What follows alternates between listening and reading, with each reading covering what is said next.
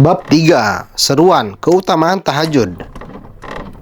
Jika Allah menghendaki kebaikan kepada seorang hamba, Dia menjadikan hatinya sebagai penasihat yang selalu memerintah dan melarangnya.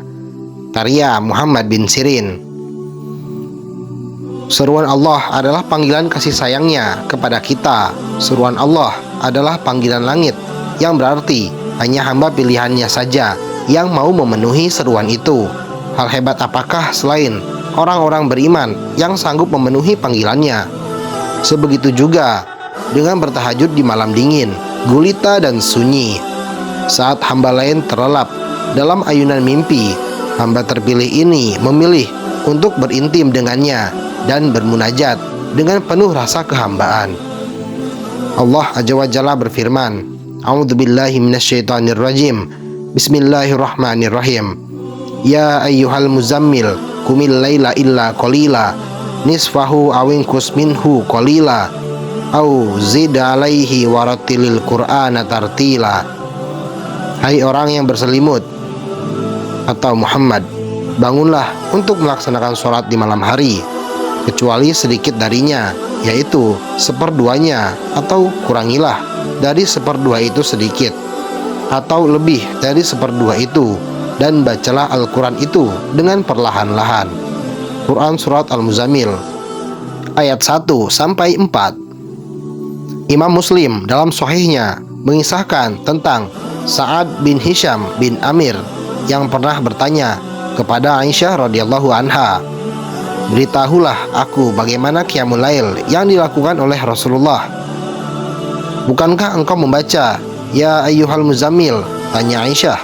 Ya, jawab Sa'ad. Sesungguhnya, jelas Aisyah, Allah mewajibkan qiyamul lail pada awal surat ini. Lalu Nabi beserta para sahabat melaksanakannya selama 1 tahun.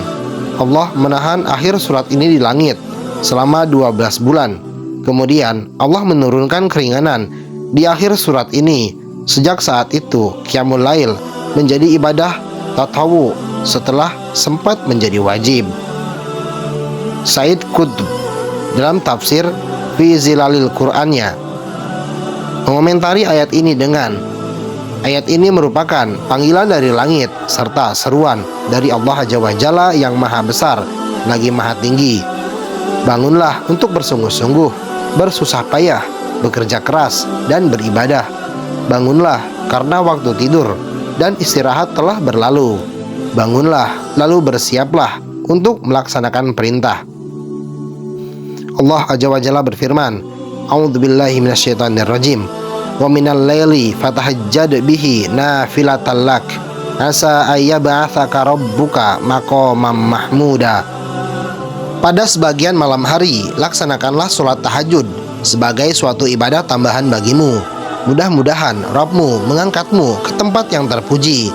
Quran Surat Al-Isra ayat 79.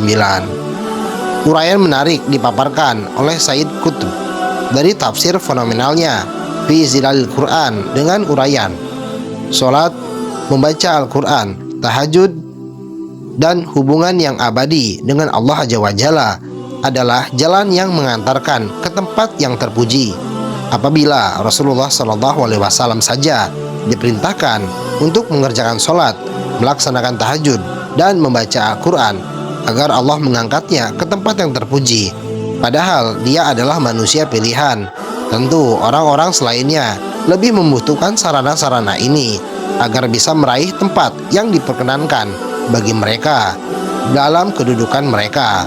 Inilah jalan itu, inilah bekal itu. Wa minal laili fasjud lahu wasabbihu lailan tawila. Pada sebagian dari malam, maka bersujudlah kepadanya dan bertasbihlah kepadanya pada bagian yang panjang di malam hari. Quran Surat Al-Insan ayat 26.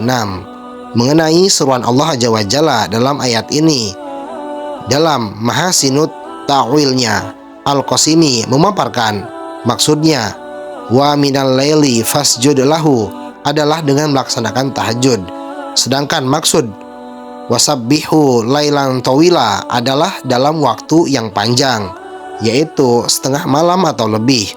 Perintah dalam ayat ini dan awal surat Al-Muzammil, juga ayat-ayat lain yang serupa menunjukkan pentingnya qiyamul lail.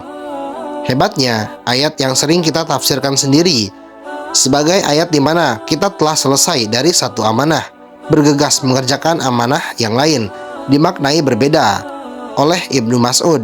Ayat tersebut adalah A'udzubillahi minasyaitonirrajim. Fa idza faragta fansab wa ila rabbika farghab. Apabila kamu telah selesai dari suatu urusan, kerjakanlah dengan sungguh-sungguh urusan yang lain. Hanya kepada Rabb-Mu lah hendaknya kamu berharap.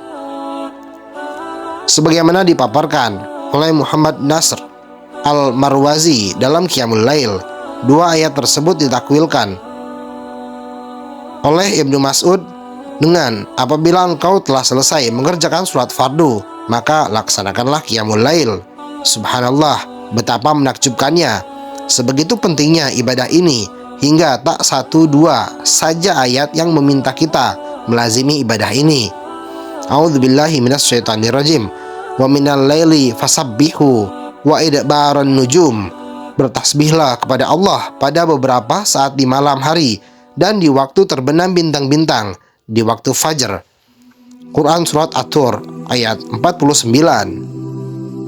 Mengenai ayat ini, maksudnya adalah ingatlah Allah dan sembahlah Allah dengan membaca Al-Quran dan mengerjakan sholat malam, kata Al-Qasimi dalam Mahasinut Ta'wilnya. Itulah beberapa ayat yang menganjurkan kita untuk tidak melupakan ibadah yang penuh kemuliaan ini. Bilalah Allah telah menyeru langsung kepada kita untuk mengerjakan sholat ini dengan berbagai kandungan kemuliaan yang ada di dalamnya. Tentu kita harus menyambut seruan itu dengan penuh semangat dan antusiasme yang tinggi.